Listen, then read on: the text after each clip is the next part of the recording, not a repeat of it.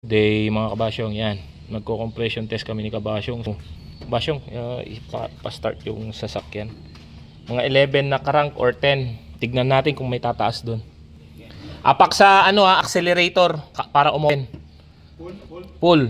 Wag mong bibitawan. Yan. Okay, start cranking. 2, 3, 4, 5, 6, 7, 8, 9, 10, 11. Hop!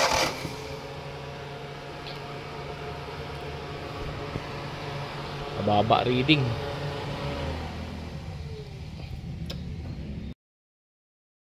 Ang reading niya mababa. Dry test to, dry test pa lang. So ulitin namin ulit sa piston number 1 kung magbabago. Ayan. Back zero. Ayan. Ulit. Back sa rate. Okay. Crank. 1, 2, 3, 4, 6, 7, 8, 9, 10. Hop! Yun talaga. Hindi nagbago.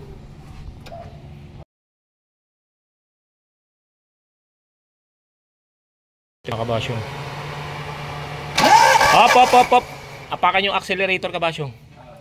Ulit. Game. Hop.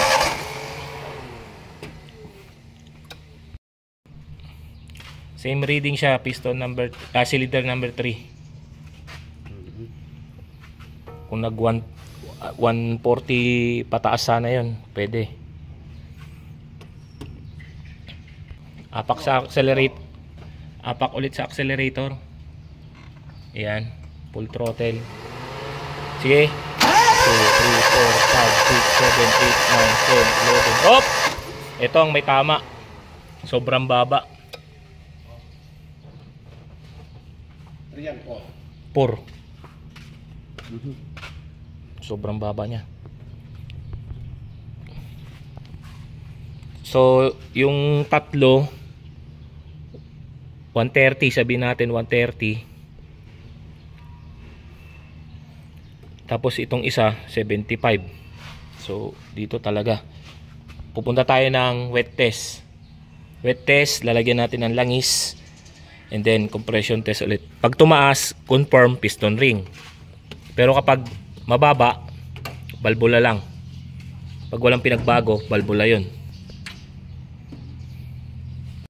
Yung isang takip ng yan.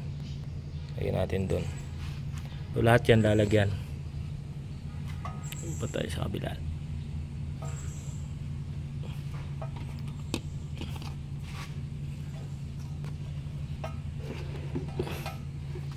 Bas yung pasalin.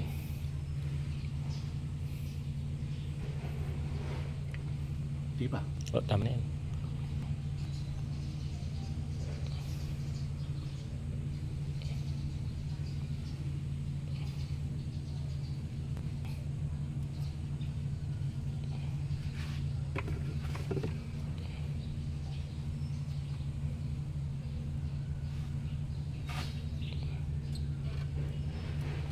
Okay. Lipat natin.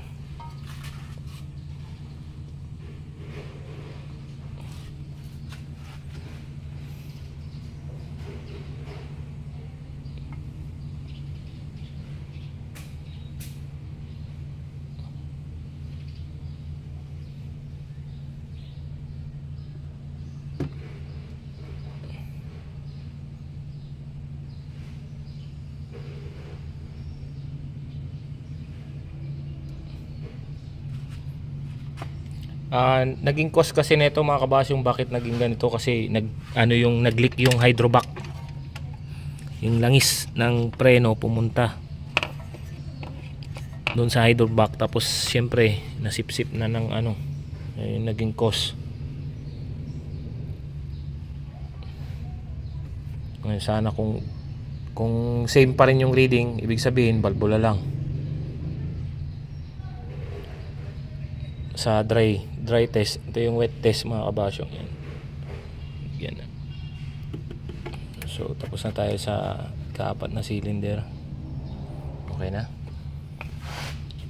na tayo kabasyong, wet test na tayo kabasyong, na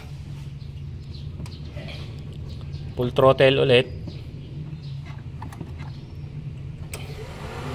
Okay, crank.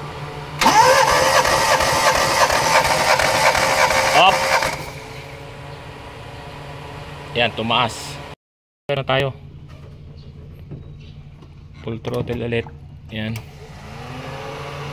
Drop. Up. Tumaas din.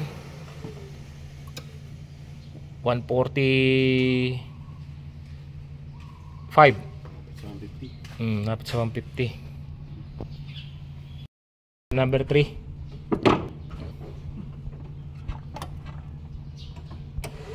Jay crank kabasyong.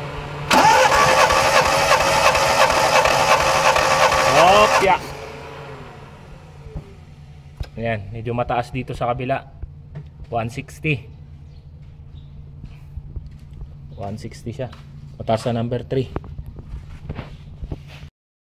Yung last na compression, wet test number 4. Ito yung mababa kanina, 75 lang. So, start.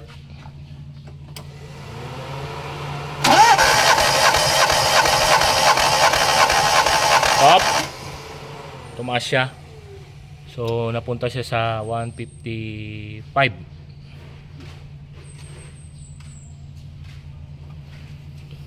150. Ganun. Ayan, yung reading niya. So 75 kanina tumaas. So candidate for piston ring. Pag ganito mga kabasyong, dukot lang, wala namang problema. Tanggalin yung ibabaw, baba sa ilalim, dukutin yung piston ring. Hindi pa naman maingay ito. Pati ano niya pala. Pero nawala yung ingay niya kabasyong nung naglangis ka. So confirm lang. Pero total bubuksan naman na yun. Pag bubuksan, palit na rin minsanan. So ganun yung process ng compression test. Dry nyo muna para malaman nyo at saka makuha yung reading. Dry para malaman, then i-wet test nyo para kung makikita nyo kung piston ring or valvula. Kapag same yung reading dun sa dry, ibig sabihin sa valvula lang, kahit na mababa yun. Pero kapag wet test mo, tumaas, katulad yung ginawa natin, tumaas siya, confirm yan, piston ring. So ganun lang, ang makapaghatol ng ganun is ang compression test lang mga kabasyong. So yun lang mga kabasyong, maraming salamat sa panonood. At kung bago ka lang sa aking YouTube channel, paki-like, share, and subscribe, and paki-like and follow na rin po ang ating Facebook page. Yun lang po, maraming salamat. God bless.